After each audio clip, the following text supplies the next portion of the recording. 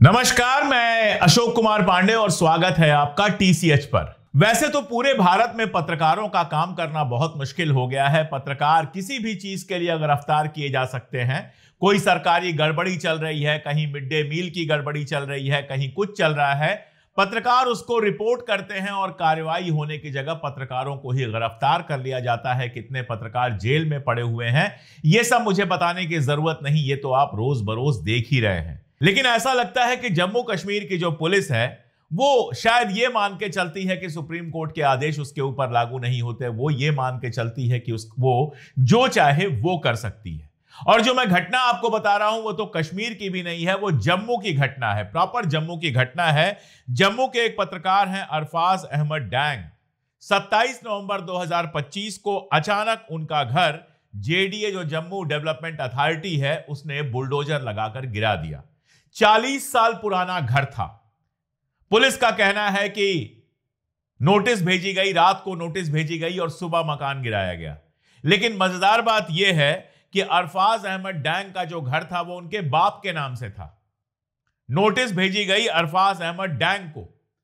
भाई, जिसके नाम से घर है उसके नाम से कम नोटिस तो भेजी होती। सीधी सी बात है कि दिक्कत अरफाज अहमद डैंग से शायद थी। और दिक्कत का कारण यह है कि इस महीने की शुरुआत में, नवंबर की शुरुआत में, अरफाज ने एक रिपोर्टिंग की थी जिसमें तस्करी रैकेट चल रहा था, नशीले पदार्थों का, ड्रग्स का तस्करी का रैकेट चल रहा था, उसका खुलासा किया था और एक पुलिस अधिकारी का नाम उससे जोड़ा था। उनका कहना था कि यह पुलिस अधिकारी जो है इस ड्रग रैकेट में शामिल है जिसके कुछ लोगों को गिरफ्तार किया गया है। और माना यह जा रहा है कि शायद उससे ही पुलिस नाराज थी और अरफाज अहमद डैंग का घर गिरा दिया। यह खबर तो आपको मिली होगी। लेकिन आज जो मैं खबर बता रहा हूं वो खुश करने वाली खबर है, वो राहत देने वाली खबर है, वो ये बताने वाली खबर है कि भारत के अंदर से मोहब्बत को इतनी आसानी से खत्म नहीं किया जा सकता। देखिए, हम लोग यूट्यूब करते हैं, लगातार रोज रिपोर्ट देते हैं, कहीं दंगा हो गया, कहीं किसी को मुसलमान होने की वजह से मार दिया गया, कहीं किसी का मुसलमान होने की वजह से घर गिरा दिया गया। लगातार इस तरह की खबरें देते हैं। ऐसी खबरें देते हुए दिल में दर्द भी होता है। यह देश जिसको बड़ी मुश्किल से बनाया गया था, हमारे पुरखों ने बड़ी मेहनत से बनाया था, जहां हिंदू मुस्लिम इत्तेहाद की बातें होती थी, जहां अनेकता में एकता की बातें होती थी, जहां लगातार मोहब्बत की बात होती थी, पिछले कुछ बरसों में इतनी ज्यादा नफरत फैल गई है कि उसकी रिपोर्टिंग करते हुए भी दिल में दर्द होता है। लेकिन आज बहुत दिनों बाद एक ऐसी घटना मिली है, इसलिए मैंने कहा मैं इस पर वीडियो जरूर बनाऊंगा। भले ये बहुत चमकने वाली खबर ना हो, बहुत ये वायरल होने वाली खबर ना हो, लेकिन खूबसूरत खबर है, इसलिए मैं आप तक लेकर आया हूं। आपको मैंने बताया कि अरफाज का घर गिरा दिया गया था। अरफाज के पड़ोसी हैं कुलदीप शर्मा। बताने की जरूरत नहीं है, कुलदीप शर्मा और अरफाज का जो रिलीजन है, धर्म है, वो अलग अलग है। अरफाज मुस्लिम है तो कुलदीप साहब जो है वो हिंदू हैं। जब उन्होंने अपने सामने 40 साल पुराना घर टूटते हुए देखा, उन्होंने देखा कि अरफाज के छोटे छोटे बच्चे, उनकी बीबी, उनकी मां, उनके बुजुर्ग बाप, ये सब रातों रात बेघर हो गए। घर बदलने का, सामान हटाने का भी इनको मौका नहीं दिया गया। तो उसी समय उन्होंने कहा कि मैं 5 मरला जमीन, मरला वहां पर जैसे हमारे यहां फीट और सब कुछ होता है, वहां मरला होता है, उन्होंने कहा कि मैं अपनी 5 मरला जमीन अरफाज को दे रहा हूं, अरफाज की फैमिली को दे रहा हूं। लगने दूंगा। मैंने आपसे बार बार बोला, मैं भीख मांग के भी इनका घर बनवाऊंगा, चाहे कुछ भी हो जाए। ये 5 मरले का प्लॉट, मैंने सोचा था, चलो बहुत कुछ सोचता आदमी, मैं आज अपने भाई को अपनी बेटी के हाथों से दिलवा रहा हूँ और रिटर्न में भी दूंगा, और मैं रिटर्न में भी दूंगा। ये 3 मरले का प्लॉट तोड़े ना, मैं 5 दूंगा। सालों 5 तोड़ो, मैं 10 दूंगा। लेकिन ऐसा मत करो, जुल्म मत करो, छोटे से बच्चे को देख लो, बेचारा बैठा है। 3 मरला जमीन में उनका घर बना हुआ था जिसको तोड़कर गिरा दिया गया, बर्बाद कर दिया गया, जमींदोज कर दिया गया, तबाह कर दिया गया। यह सरकार घर बनवाती तो नहीं है। आपको ऐसे लोग किसी शहर में नहीं मिलेंगे जो सरकार के बनवाए हुए, नए बनवाए हुए घर में रह रहे हों। लेकिन यह सरकार तुड़वाती जरूर है, गिरवाती जरूर है घर।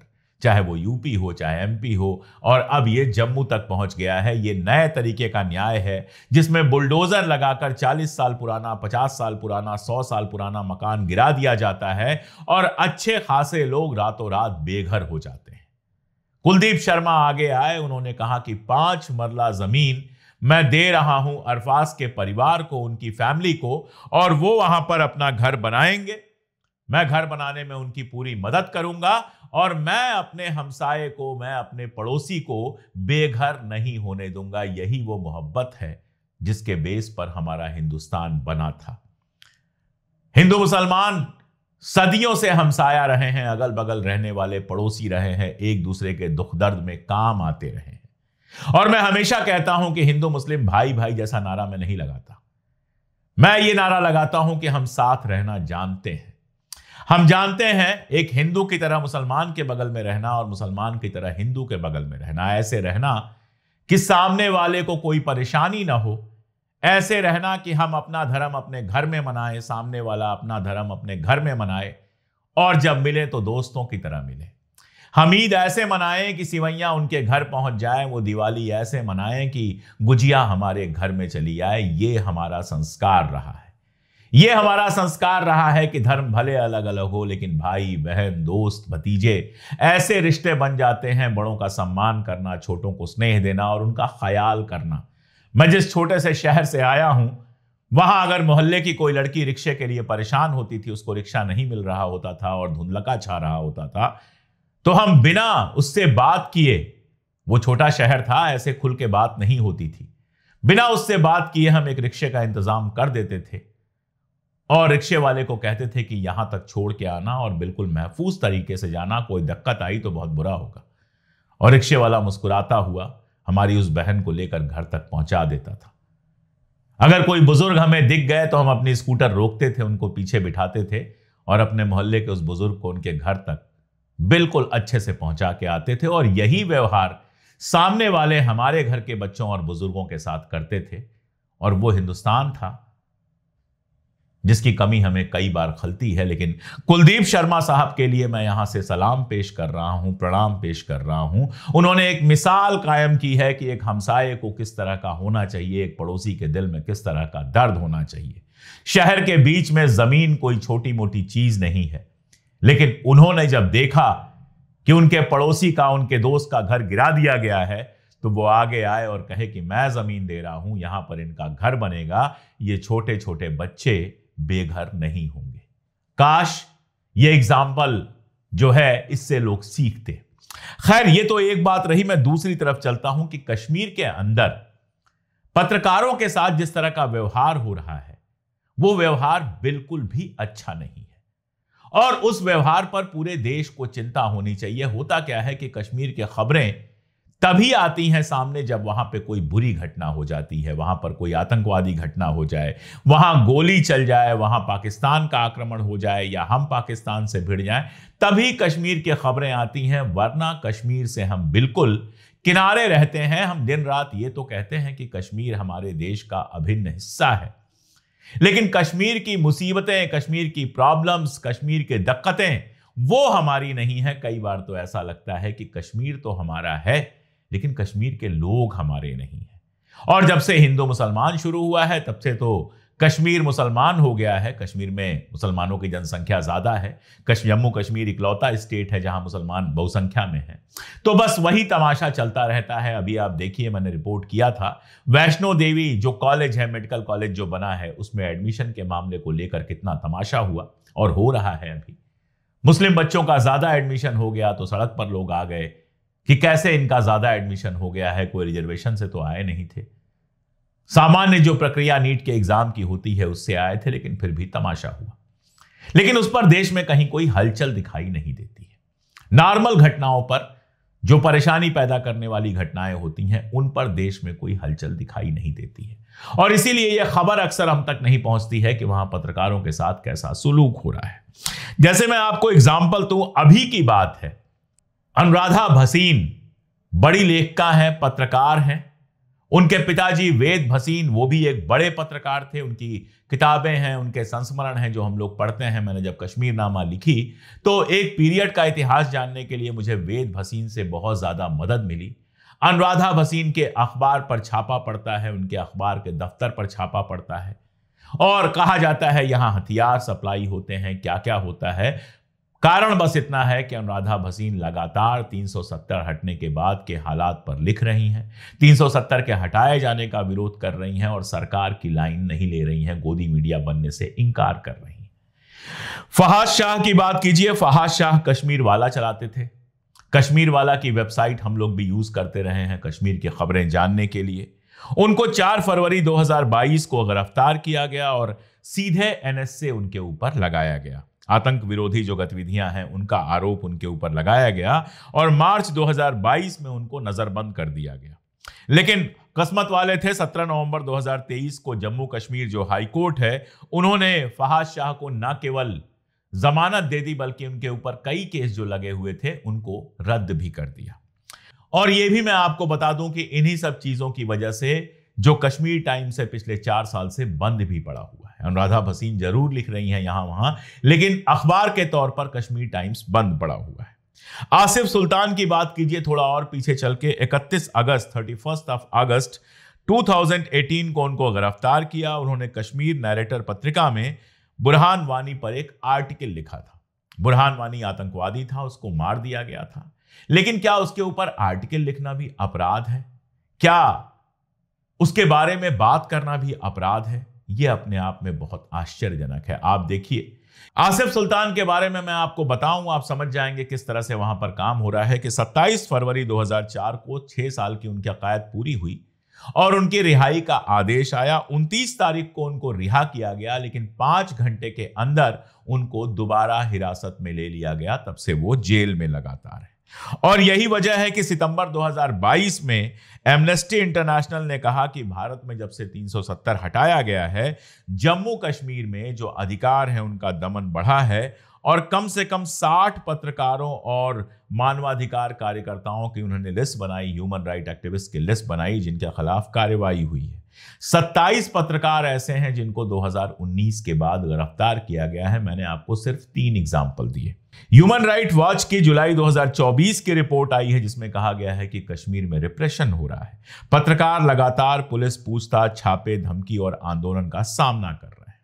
दरअसल वहां एक नियम बनाया गया, क्या छापना है क्या नहीं छापना है, जिसका बहुत डिटेल में जाने की जगह एक ही मतलब है कि प्रशासन जितना कहे वही छापना है, उसके अलावा कुछ नहीं छापना है। इसलिए बहुत सारे अखबार जो एक जमाने में कश्मीर की आवाज हुआ करते थे, वो अखबार लगभग कश्मीर की आवाज तो क्या सरकार की आवाज या तो बन गए हैं या चुप हो गए हैं। देखिए, डेमोक्रेसी वहां पर आप कह रहे हैं, आप कह रहे हैं चुनी हुई सरकार है और बिल्कुल है, चुनकर आई है जम्मू कश्मीर की सरकार। लेकिन एक चुनी हुई सरकार, एक डेमोक्रेसी भी तब तक फंक्शन नहीं कर सकती जब तक इंडिपेंडेंट प्रेस नहीं होगा। जब तक इंडिपेंडेंट मीडिया नहीं होगा तब तक सरकार के ऊपर नजर कौन रखेगा। आप अमेरिका में प्रेसिडेंट ट्रंप की प्रेस कॉन्फ्रेंस देखते हैं, उनके मुंह पर पूछ लिया जाता है उनसे सवाल। जोहरान ममदानी जब उनके साथ थे, आपको याद होगा एक पत्रकार ने जोहरान ममदानी से पूछ लिया कि आपने ट्रंप को फासिस्ट कहा था, क्या अब भी फासिस्ट मानते हैं आप? और मानना पड़ेगा कि ममदानी थोड़ा हिचक रहे थे, लेकिन ट्रंप ने कहा कि नहीं नहीं, तुम्हें जो कहना है वो कहो, और ममदानी ने हां कहा। ट्रंप के सामने खड़े होकर ममदानी कहते हैं तुम फासिस्ट हो। पत्रकार सवाल पूछते हैं और हमारे यहां रिपोर्ट छाप देने पर लोगों को गिरफ्तार कर लिया जाता है। कोई भी डेमोक्रेसी क्या इंडिपेंडेंट मीडिया के बिना फंक्शन कर सकती है? यह सवाल मैं आपके सामने छोड़ देता हूं।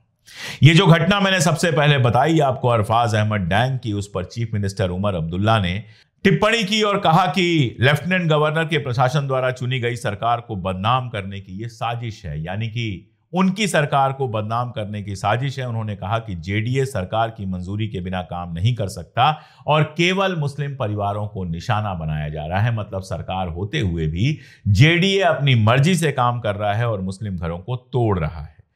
रविंदर रैना जो वहां बीजेपी के प्रेसिडेंट हैं, वो कहते हैं प्रधानमंत्री गरीबों को घर देते हैं, तोड़ते नहीं। तो ये जो देश भर में बुलडोजर चलते हैं, जो घर टूटते हैं, क्या वो गरीबों के घर नहीं होते हैं? जो दिल्ली से लेकर बनारस तक और कहां कहां से रोते गाते लोगों की तस्वीरें आती हैं, वीडियोस आते हैं, जिसमें हिंदू भी हैं, मुसलमान भी हैं, क्या वो गरीबों के घर नहीं है? या फिर बीजेपी का नेता बन जाने के बाद सच बोलना मुश्किल हो जाता है, आपको झूठ ही बोलना होता है? उन्होंने कहा कि ये चुनिंदा जो है, ये जो विध्वंस हुआ है, ये चुनिंदा है, सेलेक्टिव है, और पीड़ित परिवार को, जो पत्रकार का परिवार है, उसको हर तरह की मदद देंगे। पहले घर तुड़वा देंगे, फिर मदद देंगे। क्या गजब की पॉलिटिक्स है। आपकी पार्टी सत्ता में है, आपकी पार्टी के राज्यपाल हैं। जब घर टूटने की खबर मिली थी, आप पहुंच गए होते और उसको रुकवा दिया होता, तब तो कोई बात होती। अब जब लोगों के अंदर गुस्सा है, हिंदू मुसलमान सबके अंदर गुस्सा है, तो आप डायलॉग दे रहे हैं, पीएम गरीबों को घर देते हैं, तोड़ते नहीं हैं, इसका कोई मतलब नहीं है। खैर, कश्मीर के हालात पर बीच बीच में मैं वीडियोस करता रहता हूं। कश्मीर से मेरा एक अलग तरह का रिश्ता है। कश्मीर पर मैंने किताबें लिखी हैं, कश्मीर बहुत बार मैं गया हूं, लोगों को ट्रिप कराया है। ट्विटर पर तो मेरे नाम के साथ अशोक कश्मीर जुड़ा हुआ है। लेकिन दुख होता है कि वहां की जनता डेमोक्रेसी के लिए तैयार है, हिंदुस्तान के साथ डेमोक्रेटिक तरीके से रहने के लिए तैयार है, डेमोक्रेटिक तरीके से उसने अपनी सरकार इलेक्ट की है। फिर इस तरह की पॉलिसीज अपनाकर क्या मिलेगा? होना तो ये चाहिए था कि जिस ऑफिसर का, पुलिस ऑफिसर का रिलेशन बताया था इन्होंने, डैंग साहब ने, तस्करों के साथ, ड्रग के तस्करों के साथ, उसकी जांच होती। कश्मीर में ड्रग्स एक बड़ी प्रॉब्लम, नशीली दवाएं एक बड़ी प्रॉब्लम बन के उभरे हैं। और हमेशा याद रखिए कि इस तरह की बड़ी प्रॉब्लम बिना प्रशासन के सहयोग के नहीं होती। 2-4 लोग भ्रष्ट होते हैं, प्रशासन में सारे नहीं होते, 2-4 भ्रष्ट होते हैं जिनकी वजह से कार्रवाई होती है। अब डैंग साहब ने रिपोर्ट किया, वो सही भी हो सकती है, गलत भी हो सकती है। अगर गलत होती तो डैंग साहब से सवाल पूछा जाना चाहिए कि आपने एक निर्दोष आदमी को कैसे दोषी बता दिया। लेकिन मान लीजिए सही निकली तो तब तो यह होगा कि नशीली दवाओं का जो व्यापार है वो कुछ लोगों के गिरफ्तारी के बावजूद बदस्तूर चलता रहेगा। कश्मीर के युवाओं की नसों में जहर उतारा जाता रहेगा। तो बजाय ये करने के, जब आप सीधे पत्रकार का घर गिरवा देते हैं, तो दरअसल आप धमकी दे रहे होते हैं कि किसी और ने लिखने की हिमाकत की तो उसके साथ भी यही होगा। और जब आप ऐसा करते हैं तो आप डेमोक्रेसी का गला घोंट रहे होते हैं। आज के लिए इतना ही, बहुत शुक्रिया।